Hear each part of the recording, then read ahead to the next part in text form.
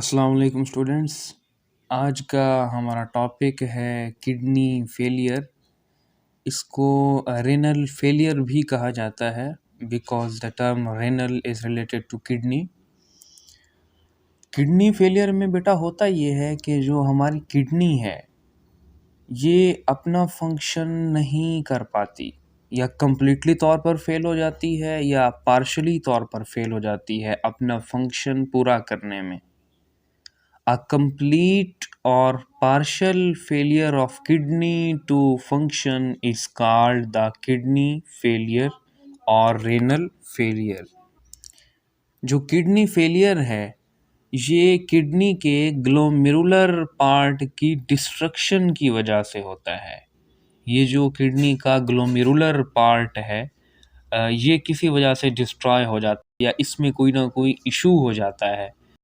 यहाँ पर कैपिलरीज हैं, फिर उनके अंदर पोर्स हैं और वहाँ से ब्लड के अंदर जो एक्स्ट्रा वेस्ट मटेरियल है वो फिल्टर होके बाहर आता है। अब अगर यहाँ पे ब्लड की सप्लाई ज़्यादा हो जाए तो वो इन पोर्स पर बहुत बड़ा इफ़ेक्ट होता है, या अगर ब्लड की सप्लाई ही इस तरफ कम हो जाए, किसी तरीके से ये कैपिलरीज ब्लॉक हो जाएं, तब भी ये डिस्ट्रॉय हो सकता है glomerular part due to the very less supply of blood. ये सेंसिटिव पार्ट है हमारे नेफ्रॉन का। हमारी किडनी में जितना भी नेफ्रॉन्स पाए जाते हैं उनका सबसे सेंसिटिव पार्ट जो है वो यही ग्लोमेरुलस है। या तो ये अफेक्ट होता है या ये डिस्ट्रॉय होता है। तो इसके अफेक्ट होने के पीछे टू रीज़न्स हो सकती हैं। या तो कोई डिजीज़ हो सकती है या कोई ऐसा केमिकल हो सकता है जो इसे आके इफ़ेक्ट कर रहा हो। पहले हम बात करते हैं डाइजीज़ की। द फर्स्ट वन इज़ जिसको हम आम ज़बान में शुगर कहते हैं। हमारे ब्लड के अंदर शुगर लेवल इंक्रीज़ हो जाता है नॉर्मल लेवल से, और इसको बायोलॉजी में डायबिटीज़ मेलिटस कहते हैं। डायबिटीज़ मेलिटस बेटा इसमें शुगर लेवल ज़्यादा होने की वजह से ब्लड के अंदर जो ये ग्लोमेरुलर कैपिलरीज हैं इनके अंदर ब्लड गाढ़ा हो जाता है, और वो जो मटेरियल है वो यहाँ पे आके ब्लड की सप्लाई को ब्लॉक करने की कोशिश करता है। यहाँ पे वो जमा हो जाता है इन ग्लोमेरुलर कैपिलरीज के अंदर। इसका नतीजा ये होता है कि ये जो कैपिलरीज में से जो पैसेज ऑफ ब्लड के लिए रास्ता है वो बहुत ही थोड़ा हो जाता है। तो ब्लड की सप्लाई जब इफ़ेक्ट होती है यहाँ पर, तो इससे हमारे ग्लोमेरुलर पार्ट को नुकसान होता है। इसलिए शुगर का नॉर्मल लेवल से बढ़ जाना, डायबिटीज़ मेलिटस, ये बहुत नुकसानदेह है हमारी किडनी के लिए। एंड द सेकंड वन जिसको हम ब्लड प्रेशर कहते हैं, बायोलॉजी में इसको हाइपरटेंशन कहा जाता है। हमारे ब्लड का प्रेशर इसमें बहुत ज़्यादा इंक्रीज़ हो जाता है। तो जब ब्लड प्रेशर इंक्रीज़ हो जाता है तो ये जो ग्लोमेरुलर पार्ट है इनकी जो कैपिलरीज हैं इनमें भी प्रेशर ज़्यादा आता है, ज़्यादा फोर्स से ब्लड आता है।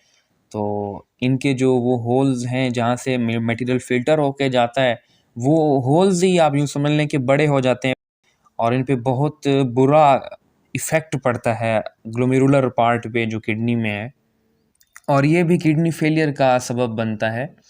सिंपल में किडनी फेलियर ये होता है कि किडनी का जो फंक्शन है यहाँ पे फिल्ट्रेशन करना और फिर आगे जाके रीअब्जॉर्प्शन करना। अब जब फिल्ट्रेशन ही सही नहीं होगी तो किडनी अपना काम सही नहीं कर पाएगी, तो इसको इन सिंपल किडनी फेलियर कहा जाता है। अब ये एक रीज़न थी डाइजीज़ से रिलेटेड जो हमने स्टडी कर ली। अभी दूसरी इसकी रीज़न है केमिकल्स। इंसान जितना भी ड्रग्स लेता है, लाइक हम टैबलेट्स लेते हैं, जब सर में दर्द हो तो सिंपल पैनाडोल ले लेते हैं अक्सर बंदे। तो ये जितना भी चीज़ें हैं ये हमारी किडनी पे इफ़ेक्ट डालती हैं अपना। अगर ये आप एक ख़ास अमाउंट से ज़्यादा ले लें तो ये हमारे ग्लोमेरुलर पार्ट को डिस्ट्रॉय भी कर सकती हैं। ये दो रीज़न्स हैं मेन, या डिजीज़ेस या केमिकल्स। इन ड्रग्स के अंदर केमिकल्स होते हैं बिकॉज़ तो इनकी वजह से हमारा ग्लोमेरुलर पार्ट इफ़ेक्ट होता है और ये रीज़न बनता है किडनी फेलियर की। अब एक और आसान सी चीज़ कि अगर किडनी की तरफ आने वाली ब्लड सप्लाई सडनली इंटरप्ट हो जाए किसी वजह से ब्लड सप्लाई बहुत ज़्यादा तेज़ हो जाए या किसी वजह से ब्लड सप्लाई बहुत ज़्यादा कम हो जाए, तो ये भी किडनी फेलियर का सबब बन सकता है।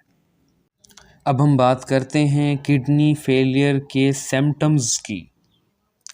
देखें स्टूडेंट्स, हमने अभी डायबिटीज़ मेलिटस के बारे में स्टडी किया है कि इसकी वजह से जो किडनी के अंदर जो ग्लोमेरुलस में ब्लड सप्लाई है वो उसके लिए रास्ता नैरो हो जाता है, तंग हो जाता है। तो ज़ाहिर सी बात है वहाँ से ब्लड नॉर्मल नहीं गुज़र सकता जिस तरीके से पहले गुज़र रहा होता है, तो ब्लड फ़िल्ट्रेशन भी सही नहीं होती। अब ब्लड फ़िल्ट्रेशन के सही ना होने की वजह से हमारी बॉडी में जो यूरिया है और जो वेस्ट है उसकी अमाउंट उस तरीके से कम नहीं हो पाती, नॉर्मलाइज़ नहीं हो पाती जिस तरीके से पहले हो रही थी, और इनकी अमाउंट बढ़ना शुरू हो जाती है। The main symptom is the high level of urea and other wastes in the blood. अब जब यूरिया का और दूसरे वेस्ट का लेवल हमारी बॉडी में हाई हो जाए तो फिर ये हमारी पूरी बॉडी को अफेक्ट करना शुरू कर देता है। लाइक इससे वोमिटिंग शुरू हो जाती है और नाउज़िया हो जाता है। इसका मतलब ये होता है सिंपल, देखें वोमिट करने से पहले बार बार इंसान को फील होता है कि लाइक उसे वोमिटिंग होने वाली है, उल्टी आने वाली है, लेकिन आ नहीं रही होती, सिर्फ वो फीलिंग हो रही होती है। 3-4 दफ़ा 5 दफ़ा फील होता है, फिर उसके बाद वोमिटिंग हो जाती है, तो इसको नाउज़िया कहा जाता है। इसके बाद है वेट लॉस, हमारी बॉडी का वेट कम होना शुरू हो जाता है। अब दूसरी जो चीज़ है हाइपरटेंशन, जिसमें ब्लड सप्लाई इंटरप्ट करती है और सडनली तेज़ हो जाती है हमारे ग्लोमेरुलर पार्ट में, और वो जो कैपिलरीज़ में होल्स हैं वो बड़े हो जाते हैं, ज़ाहिर बात है इतना ज़्यादा प्रेशर होता है। तो इसके नतीजे में वहाँ से हमने पढ़ा था कि ब्लड सेल्स फ़िल्टर होके बाहर नहीं आ सकते क्योंकि ब्लड सेल्स बड़े होते हैं, बाकी चीज़ें फ़िल्टर होती हैं। तो जब वो होल्स ही बड़े हो जाते हैं तो वहाँ से ब्लड पास होके बाहर आना शुरू कर देता है। जब ब्लड आना शुरू हो गया है तो अब देखें इससे 2 काम हो रहे हैं। फर्स्ट थिंग, फिल्ट्रेशन नहीं हो रही, हमारी बॉडी से नाइट्रोजनस वेट्स बाहर नहीं जा रहे बल्कि ब्लड ही बाहर चला जाता है उस पार्ट में से। और दूसरी चीज़ जो और ज़्यादा ख़तरनाक है कि हमारे यूराइन में से ब्लड आना शुरू हो जाएगा और फ्रीक्वेंट यूरिनेशन हो रही होगी, फिर बार बार पेशाब आएगा और उसके अंदर ब्लड होगा, तो ये और भी ज़्यादा ख़तरनाक है। इसके बाद दूसरी चीज़, जो हमारी बॉडी में एक्सेस फ्लूइड्स हैं, जो वेस्ट मटेरियल जमा हो गए हैं ज़्यादा मिकदार में हैं, इनके और इफ़ेक्ट जो है वो ये होता है कि जिस इंसान को किडनी फेलियर होता है उसकी लेग्स, उसके फीट और उसका फेस स्वेल कर जाता है, फूल जाता है, सूजा हुआ होता है।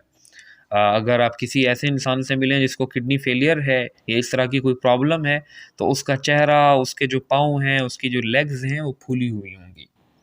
ये क्लियर कट सिम्पटम है, इसे डॉक्टर्स देख के ही अंदाज़ा लगा लेते हैं कि इस बंदे को ये इशू हो रहा है, और इससे शॉर्टनेस ऑफ ब्रेथ भी होता है। स्टूडेंट्स, आई होप सो कि आज का टॉपिक आपको समझ आ गया होगा। इंशाल्लाह इसके बाद हम स्टडी करेंगे कि किडनी फेलियर को ट्रीट कैसे किया जाता है, कौन कौन से वेज़ और मेथड्स हैं जिसके ज़रिए इसको ट्रीट किया जाता है। अपना ख्याल रखिएगा। अल्लाह हाफ़िज़।